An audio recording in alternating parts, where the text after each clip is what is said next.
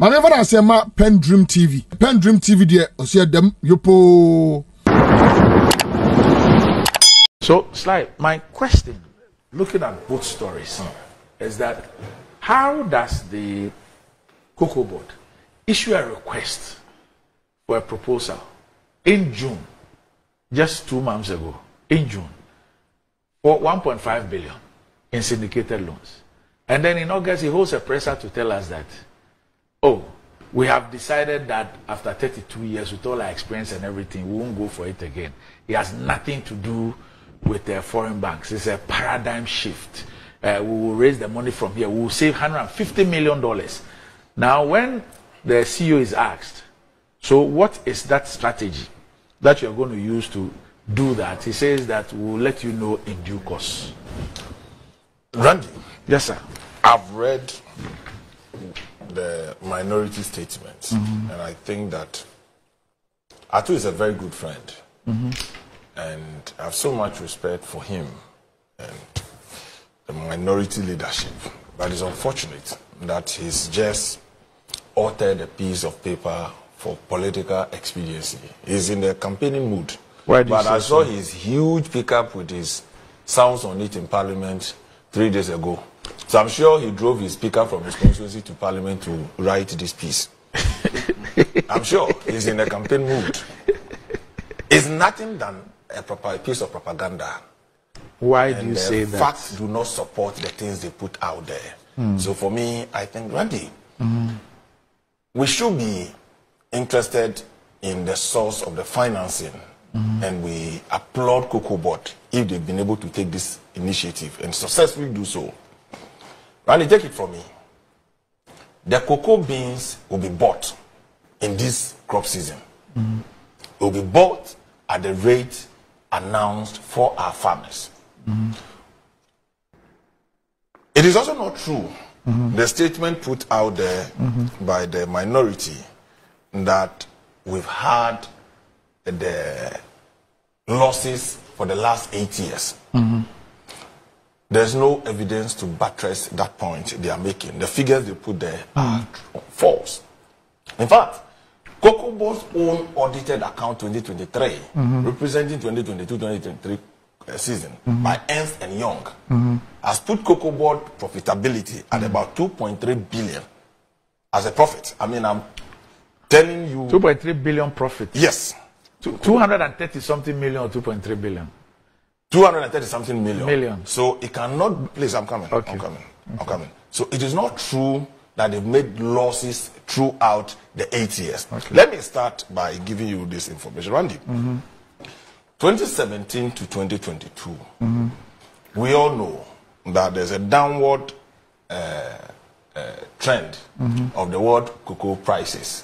But government has kept the price. So to begin with, we all know that once you are paying 30% less, more than what is announced on the world market, you are going to incur some losses. How is that a case? It's a case.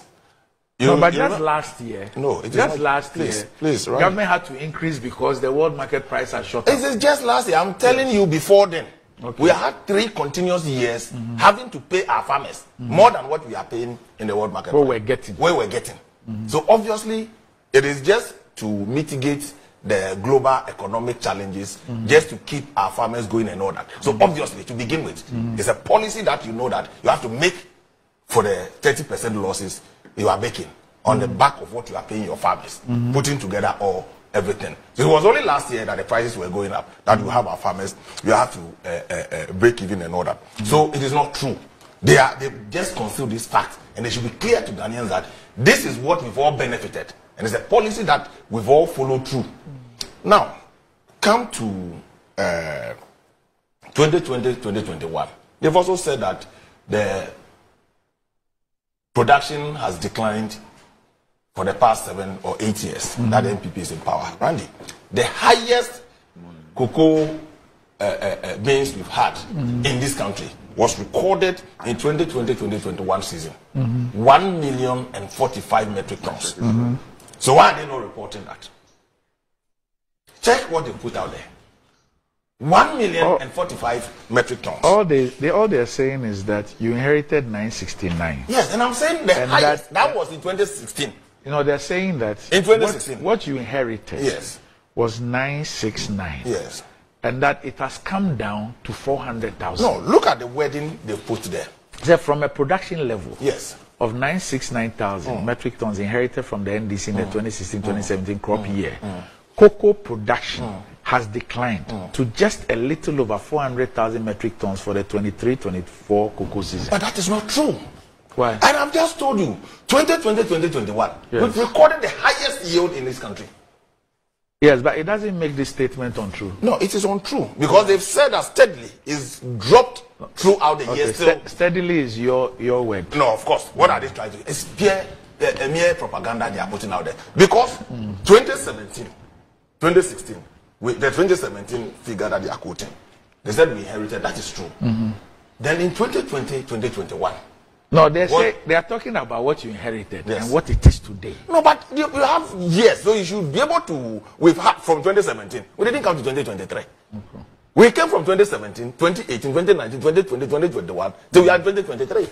Okay. So if you are kind enough, you want to be objective as you want us to believe you, you should have put the figures out there. You don't jump from 2017 and come and quote 2023. What has happened between these 7 years? What has happened between these 7 years? Throwing dust into the eyes of the people that we've done nothing, we've inherited 900 and something, and we've come down to you've failing to tell the good people of this country that the highest record was in 2020. But are we not at 400,000? Please, Randy. So you can even say and acknowledge that even though they inherited 9 something, they've moved on to 1 million plus. It's come down to this level, and let us explain what account for all this. Okay.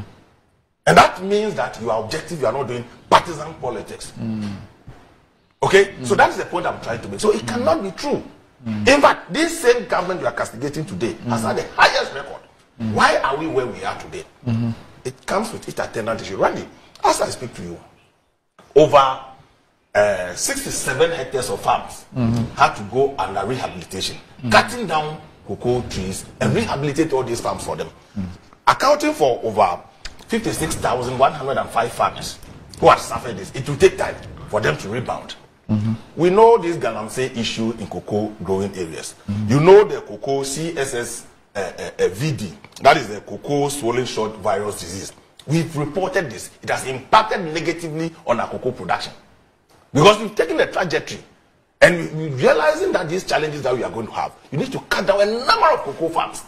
You don't cut cocoa farm today and expect the yield tomorrow. No, it is going to give us a booster. It's going to give us a higher return, even though we are suffering in this short period. So the interventions we put in place over the period, they should be able and be kind enough to report to Ghanaians. And the records are available. The records are available. Atu knows all this. That because we've cut this number of hectares of cocoa farms down and rehabilitating and rebuilding these farms, it will take a longer time for them to come back onto the yield. So there's nothing wrong to say that, yes, you started by this, you went to this far. These are the things that caused us to So, Sly, how do you explain this? Let me ask you this. I'm coming. You are giving us reasons why Yes. we came to 400,000. Yes. Okay. So, and even the 400,000, yes, the 400,000 they are saying is available. Yes. Look at what they wrote. What the MD explained, the CE explained. 250,000 is used to offset a previous debt. So in actual fact, it's not 400,000. That is what it means for you to be able to pay your debt, as it were. It is not the yield. No, the yield is going to be 400,000. It is not. No, so the 250,000 it is not. 250,000 out of what is expected for the 2024 crop season So will be used. And then you have 400,000 left. No, so let me explain. So it is not to say that the expected yield is 400,000. Let me explain something to you. Just hold on. You have given us reasons why we have declined to. Yes, and that reason has been provided. Now, the same institution that engage in all these measures that you are talking about, the hectares of farms and all those things, that's COCOBOD, right? Yes. Okay. This same COCOBOD, when they were doing the syndicated loan for 2023, do you know the forecast that they gave? The COCOBOD, that is engaged in all these things which you say resulted in the lower yield. They do the forecast. It's COCOBOD that does the forecast. They do the forecast. On the basis of everything. Yes, but... You know what their forecast for 2023 was? Randy, I agree. I know the forecast. Look. They forecast 800,000 metric tons. Fantastic. Despite the fact that they knew Randy, that they had done all these things. They forecast 800,000 tons. The CSSVD was not the cocoa swollen short virus disease. Yes. Go and check how it impacted the 2023 yield, as it were. They made a forecast. You may make the forecast. There are many factors that can mitigate against the forecast that you do. There's always a margin of error and probability, as it were. We didn't get the yield. 50%. Randy. Of forecast. Randy. Does it really? So you look at what accounted for that. And these are things that they cannot hide them. The farms went down because of this. No, you still don't get the point I'm making. I'm saying that the same organization Randy. So there are two things engaged in this. There are two things here. Irrespective of all this said, we're going to do 800,000. Randy. So with the pruning, with the cutting down of the cocoa trees and starting all over again, that is different. Then we had the CSSVD. Okay? Also impacting the remaining that of which they made the forecast. So why? It is possible that you may make a forecast, then you will not get it. In any case, so I'm just telling you that the report they are putting out there, they should be able to tell us all the things they are talking about. The CSSVD, did it happen or it didn't happen? Are these 67 hectares of farms, are they cut down or they are not? Then you can look at the trajectory. So I'm saying that the report they are putting out, that we inherited 967 and we are now at 400,000, it is not accurate. Why is it not accurate? Are we not at 400,000? Randy, please. Yes. You can choose to play with words for purposes of politics. But what I'm saying is that it is the same government that has had the highest record of cocoa yield in this country. It is the same government that is rehabilitating 67 hectares of farms that is not going to come on stream anytime soon. It is the same government that is fighting the CSSVD virus that we are dealing with today. It is the same government that is putting in a lot of measures that will not get the returns today. So clearly, if you look at the forecast they made and the actual yield they had, that is problematic. So they put in intervention to get a yield, because the agronomists and the farmers and the specialists there, they will make the projection. The number of farms we have, the health of the farms, depending on the weather and some other factors, we could get to this level. So if you don't get to it, that is fine. You go back to the drawing board and see what you can do better to get there. Come to syndication. Yes, we've been used to getting syndication, but Randy, look at the actual cost. Do you know the banking sector cleanup and the health of the local banks today in terms of profitability?